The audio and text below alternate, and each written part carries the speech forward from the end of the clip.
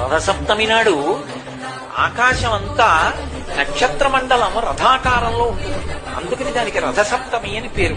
ప్రతి సప్తమి తిథి నాడు సూర్యకాంతి చాలా విశేషంగా ఉంటుంది. అటువంటి సప్తమి తిథి నాడు రథసప్తమి వచ్చినప్పుడు ఆ జిల్లేడాకులు రేగుపళ్ళు తల మీద పెట్టుకుని నమస్కారం చేసి సూర్యుడికి స్నానం చేస్తారు. ఎందుకు అంటే సూర్యబింబంలో ఉండేటటువంటి ప్రాణశక్తిని పుచ్చుకుని జిల్లేడాకు ఇక్కడ ఉండేటటువంటి గోరువెచ్చటి ఆ బ్రహ్మస్థానము నుండి ఆ లోపలికి ప్రసారం చేస్తుంది. దానివల్ల ఎదర వచ్చేటటువంటి విశేషమైనటువంటి వేడిని తట్టుకోవడానికి కావలసిన శక్తి వస్తుంది. రేగు పండుకి ఓ లక్షణం ఉంది, పీడ తీస్తుంది. అందుకే పిల్లలకి భోగి పండగ నాడు చిల్లర పైసలతో కలిపి రేగు పండుకు వస్తారు. సబ్స్క్రైబ్ చేసుకోవచ్చు కదా.